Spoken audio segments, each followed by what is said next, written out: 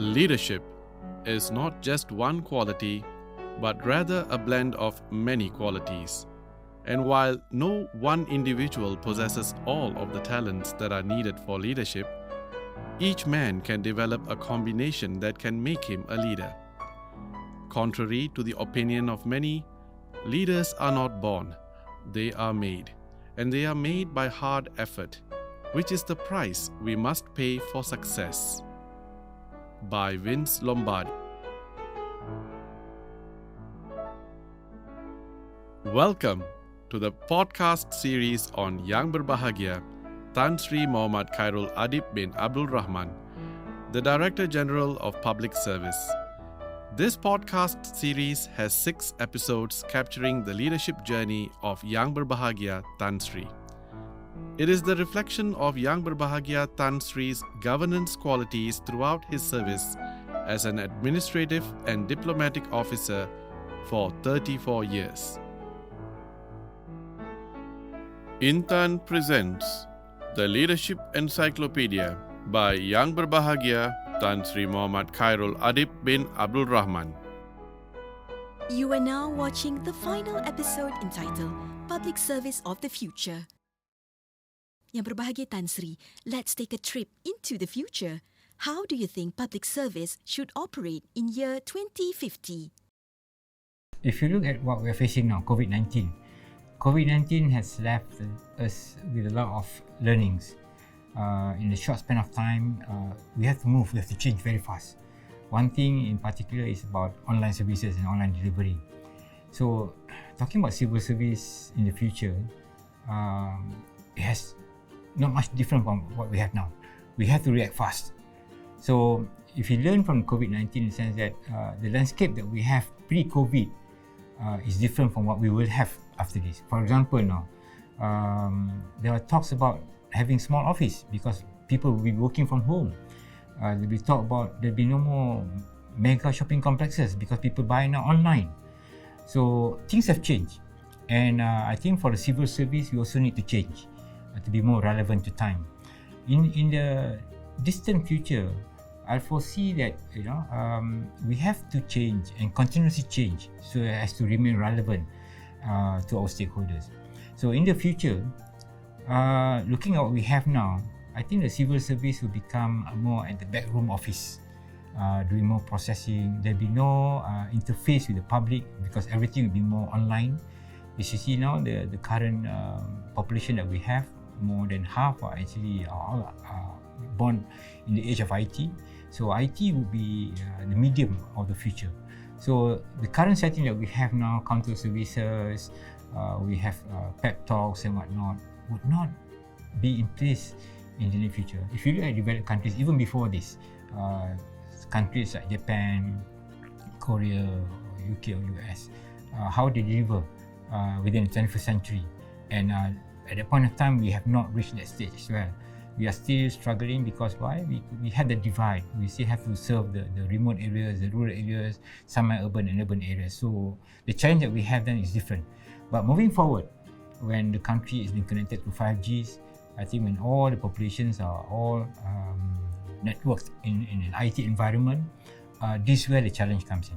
Because the service will have to be faceless but felt by the stakeholders. So everyone requires a service from the government. But at the same time, I foresee that we no longer have that physical presence like counter services and whatnot. Everything will be online. It's just like now, even pre-COVID-19, if you want to go for your holidays, you just everything is at your fingertips. You can book your tickets, you can book your e-hailings, you can book your transportations, your meals even in the airplane through online. So these are the future. It has manifested itself in small ways pre-COVID, and COVID has actually exemplified the need for us to change. We have started to work from home, and in the future, I foresee that will be the norms. That we will no longer be that a body or service that is personally in touch with the public. It's all going to be more faceless. There's no emotions. It's all about service. So moving forward, I think the civil service will have to adapt. They will have to change their SOPs. They will have to change mechanism. And having said that, also even the stakeholders, the society, the rakyat, will react differently also, and the expectation will be different. Even before this, we have a challenge in the sense that speed delivery. People no longer read encyclopedia. People just Google. Everything at their fingertip. So we have that challenge in the sense that people are being impatient. They want everything in warp speed. We have heard about Star Wars, the term warp speed, and now we are understanding, speed is very important. So the civil service of the future needs to adapt and change.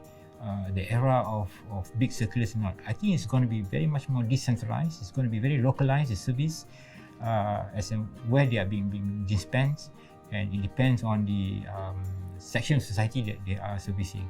But at the end of the day, I believe that all throughout the country, the civil service would not be as so apparent today, but the service must be felt. So this is actually the future civil service that we foresee will come, and COVID-19 have actually pushed us in that direction. Even the technological advances also are facilitating. We are going to robotic processors and whatnot, AI. So these are precursor to things to come, and we are changing to that. So back into the civil service, as more and more technology are being in place in lieu of human interface. So this is where the challenge of leadership, challenge of providing services, challenge of organizing your organization comes into being. But we foresee in the future, the civil servant would be not as visible as now, and the challenge for leadership over here is how do you establish a value set, a value system in an organization when most of them doesn't have to come to office. So these are the things that future leaders will have to learn and start thinking, because in the future we no longer have that big office. Everyone comes to office at 8 o'clock and leave at 5:30 or 6. In the future, we'll have everyone just in front of their laptops or whatever device that they have then.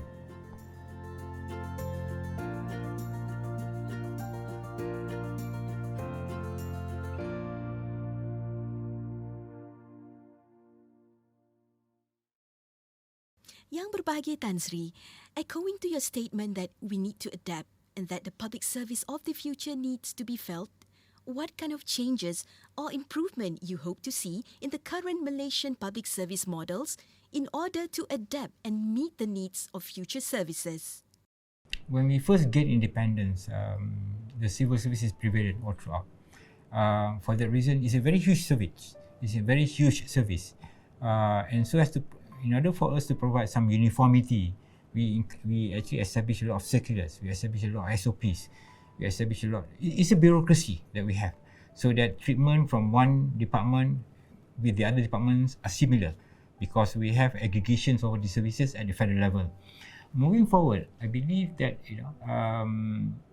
the service will be very much localized. There will be empowerment. We started off from a premise that everything has got to be written down and you just follow by the book. Everything has to be prescribed.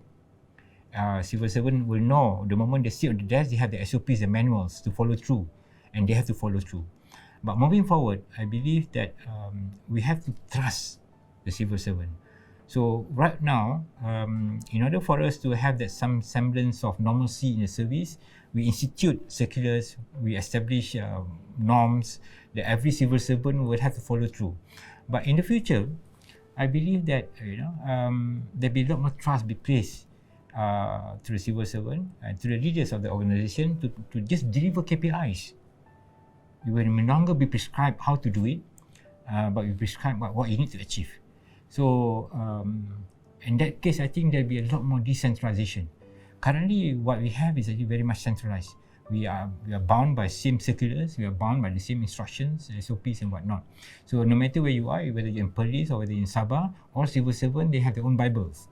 But moving forward, I believe there'll be a lot more decentralization, that leaders are just being held accountable on what they are supposed to deliver.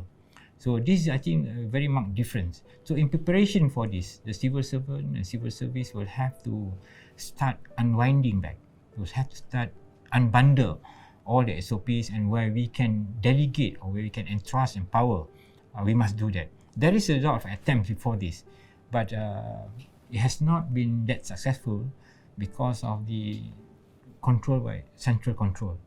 Moving forward in the era of the new government, in the near future, because of the sensitivity, because of the need, because of the specificity of the local stakeholders, there must be very localized leadership. So this way now they cannot be referring to Putrajaya more often. So they be empowered. So I believe the civil servant in the future will have to find leaders who can make decision, who are empowered to make decision and dare to make decision. So this is what different from we have now. Currently, we have leaders who are very much guided in what they do. Of course, there are some latitude for them to initiate new things. But what curtails us, what actually hinders us from delivering very fast is that we have to follow through a lot of SOPs and also TIs. In the future, I believe that once budget has been given, it's only the output that is being measured and how you do it. As long as the processes, the integrity step would be instituted, so that there is no abuse of power or authority, that would be sufficient. So we have tried to initiate that also currently. Through, for example, on our claims, we've been trying to change our claim from the normal physical claims to e-claims, so that you just claim. This is how you declare your income tax. The moment you declare, that's it, they refund back. But you have to keep your receipt for 7 years, and they will audit you. So if you have overclaimed or overpaid or whatever, you'll be reinstituted back. So same thing also with the civil service. Right now, we have to check each and every single claims, and it's taking too much of an effort to do that. But moving forward, I think we have to empower and trust the civil servant for them to do the right thing, and we just do the auditing so that they are being guided by that sense of value sets that we have. So this is a challenge that we have in the future, in the sense that when we don't have physical office, they'll be working from everywhere, but the service are prevalent, it's all throughout, and they would do things as they feel, as they deem fit in order to achieve their targets and KPIs.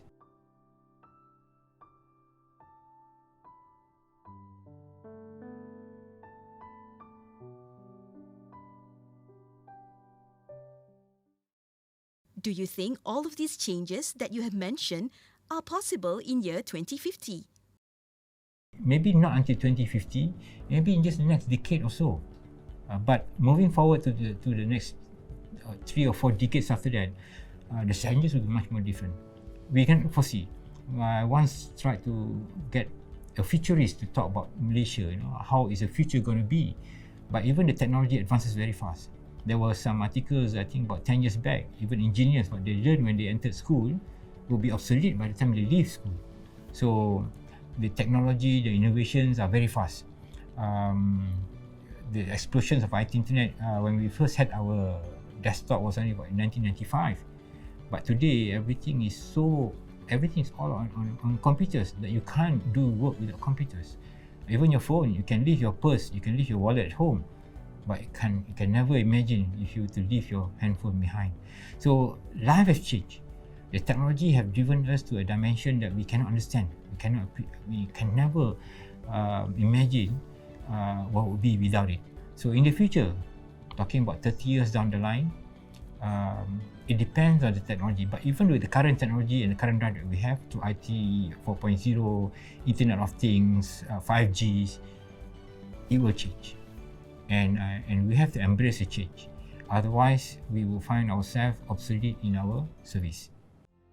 Going with your aspiration for changes in the public service, these changes need to be done by the management or the leaders who will run the new changed system. So Yang Berbahagia Tan Sri, moving forward, what is the most important attribute that these leaders should have? I think one value that leaders cannot dispense of without is knowledge. It's very important that for leaders to be knowledgeable in all things. As what we are facing today is that the demand from the public is more and more. They used to vote only once in 5 years. Currently, they want to participate in all decision making. So it's going to be daily affairs. So in the future, you see, we feel that the engagement with society will be much more in order for us to come to a decision or a policy. So this is where the leaders in the civil service, the value or the traits that they have are different from what we have today. They will have to be a bit more savvy in the IT, they will have to be a bit more engaging with the public, the demands are there. So talking about leaders in the public service, currently yes, there are some value systems that we pick and choose in order for us to elevate people down the promotion line. But in the future, as what in the private sector are practicing, those who are young, energetic, those who are with innovations and ideas, those who have got the drive and energy and stamina, they'll be the one to pick and choose to become leaders. So as I mentioned now, when we start to embark on KPI driven, it's no longer about driving your organization. It's about driving results. So at the same time, you have your organization. So currently, while we do the same, but the emphasis is more on driving your organization, simply because you have to follow through a lot of these circulars and whatnot. Moving forward, as what the private sector are doing now, is that it's all being driven by value. So that if you look at what we have in the private sector as against the government public sector currently, there are differences.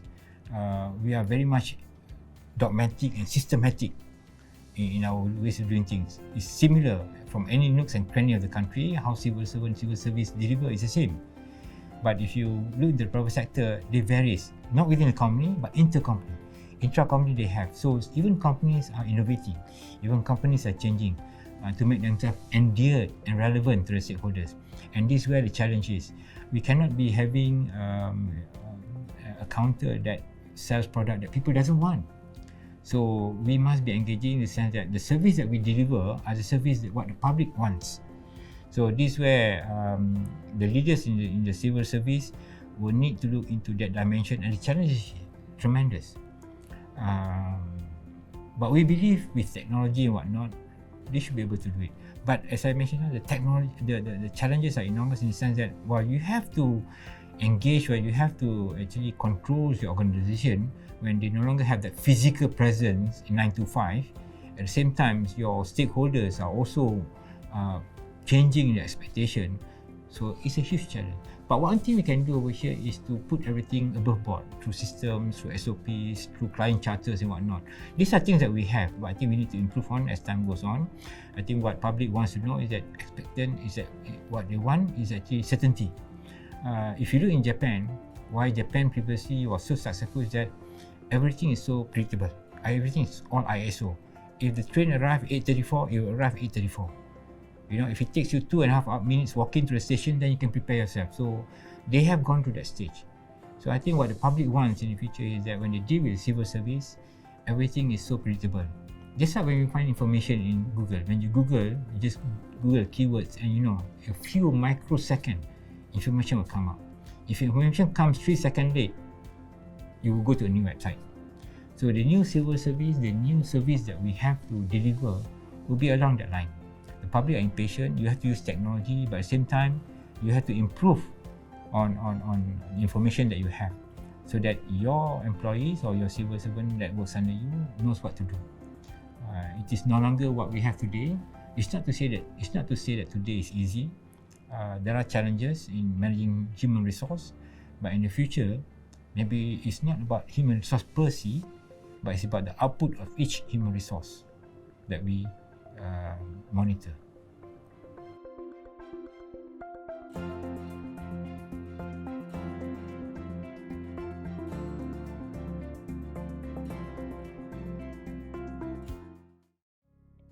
That's a great answer, Yang Berbahagia Tan Sri. Do you think after 34 years of experience in the civil service, we, the civil service, have done enough? If you ask me, in the years that I've spent in the civil service, it's never enough. The public expect a lot more. I think even at the general public, if you look at on the expectation is that their demands have changed, their needs have changed. Even when it comes to decision making or policy making, as I mentioned just now, is that previously we all go to the polling station only once in 5 years, but currently no. They want to participate in decision making. So we have town halls, we have engagement, we have surveys, just to gauge what would be their needs. So this is where I believe that what we need to do is to make sure that the civil servant delivers. So if you ask me whether what we have been doing is sufficient or not, it's never enough. If it's enough, then we become contented and we become so complacent. So I think it's a cat and mouse game. We are still continuing to change, we are still continuing to run to meet expectation, but it's a challenge. It's a daily thing that we have to do now. More so when the demand gets more sophisticated. So we actually withdraw our salary from the economic benefits that the country gains. So as the economy grows, the company prosper. As the company prosper, they pay tax, and every end of the month we draw our salary. The government itself doesn't make business. So this is where we must understand that if we were to prosper the society, the private sector, that's where we get our reward. So it's incumbent upon us, very important of us to understand that principle. Understand that government has no business in business. Its government must actually encourage business so that these businesses are successful. And when they are successful, they pay tax. And they pay tax, we draw our salary from these taxes. So if you were to prosper the private sector more, we can actually have better remuneration, we can have better welfare for our officers. But if you cannot prosper them, we find that big gap in funding the civil service. So my message to all civil servants is that we must know that our role and functions over here are to facilitate private sector and the public. So our stakeholders are two. One are public that demands some social services like education, health and whatnot, and also the other segment of society that demands economic facilitation, licenses, approvals and whatnot. So on that score, two parts over here. We cannot just be brushing all in one brush. For those in the economic sector, yes, they want speed. For those in social sector, they too want speed and they too want good services. But us as civil servant over here is that we must make sure that we serve our customer right. For the business sector, what they want is actually more transparent, above board transactions, speed. They want fast results so that they can move on. So what's hampering them now is the slowness in service. Maybe because we are too centralized that we have to refer to many bodies for approval, and that's the reason why for the delay. But if you were to facilitate them, if you were to assist them, within a short period of time, they can start their businesses and they can start employing and earning revenue. That'd be good for us. So it's a partnership. I think this is what we have in the few decades ago. We have the Malaysian Inc. The rationale is still valid over here. We are actually in one cooperation that we must assist each other. So services is one, on the social services is one. The other one is actually on the economic services. We also have other services like security. People need to feel safe. People need to be assured that that they can walk around in Malaysia peacefully. So there are actually, if you look, we divide ourselves into four clusters. We have the social clusters, we have the economic cluster, we have the social, the security clusters, and the infra clusters. So if the economy is on the right track, the first benefit will be the government, and of course, whatever we will also, as a civil servant, we also will have a fair share of that success. So we are just an enabler. We are an enabler. We must make sure that we must not impede, we must not slow down progress. But at the same time, we must institute some kind of check and balance so that there will be no abuse of power or abuse of authority. So the challenge before us now here is that, or rather put it that, what I wish for the civil servant in the future over here is that the civil servant must actually embrace the private sector. They must work with the private sector because these are their partners. These are their partners. When their other partner is healthy and wealthy, we will be too. But if the partners in the private sector is not healthy and wealthy, you will also suffer the same consequence. So it's very important that we understand the principle. It is not that we are in a position of power that we must actually show our power. Actually, we are in a position of power to make change, to make things better, to make things easier.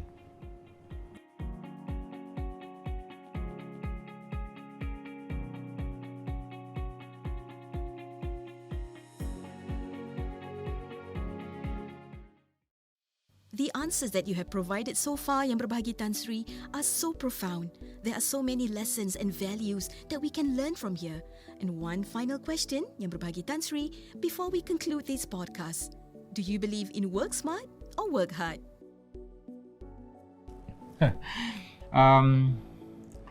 It's a tough question for me, in the sense that all my life I've been working hard. Sometimes it's good also for people to look how to work smart. But moving forward, as I mentioned just now, is that we have no choice. With the technology that we have, with the responsibility that is getting bigger and bigger, with the demands that's getting more and more, with the expansions of the population, stakeholders and whatnot, we have to pick and choose. We have to also work smart. For that reason also, I once had a conversation with the former Prime Minister. He said that, we are given 9 to 5 to work. We should finish 9 to 5. We are given some days off for holidays. We should take that. So there must be work-life balance. But currently, some of us are not able to enjoy that because of the demand and whatnot. And for that reason, that's why we have even meetings at night and working during weekends. But I think if we were to become a developed country, developed nation status, we have to have that work-life balance. And to have that work-life balance, I think we have to work smart. We have to have tools around us. We have to simplify things, but at the same time have that check and balance, have that trust. What we have to do, what we are doing now is that we have to check each and every steps, and that takes a lot of energy and time. I come from the environment of that very rigid bureaucracy with the check and balance. But as I mentioned just now, moving forward, with the expanding expectations and whatnot, we have no choice but to invest in technology and work smart. Things that we can allow the private sector to do, we should allow them to do. We should actually expand the opportunities for people to partake in any way they can, provided that they can make some earnings from there, some revenue from there. So we must not impede this thing. We must actually support that, and we must remain as actually drawing up policies and regulate these policies. I think this is what the government is also trying to do in the future. So the leader of the future is something is similar to what we currently have also, but I think the extent of it is much more, in the sense that even if you look at the politics in the Western democracies, they're still very much engaging with the population. It's what the people want. They cannot be ignorant or oblivious to what the stakeholder wants, and so too are us. So I believe that the leaders that we will have in the future will have to work smart also, because there's a limit to how much hard work that you can do, but if you work smart, you can deliver more with less.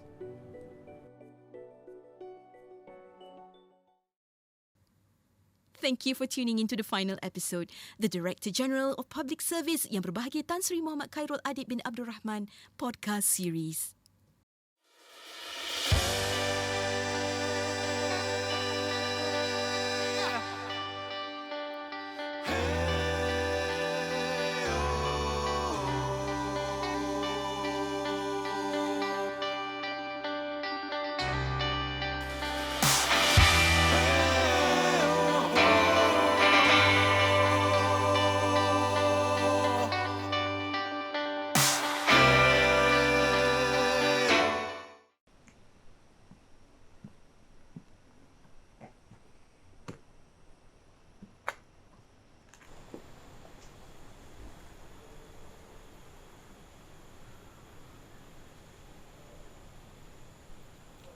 A quote from Tom Peters: "Leaders don't create followers; they create more leaders.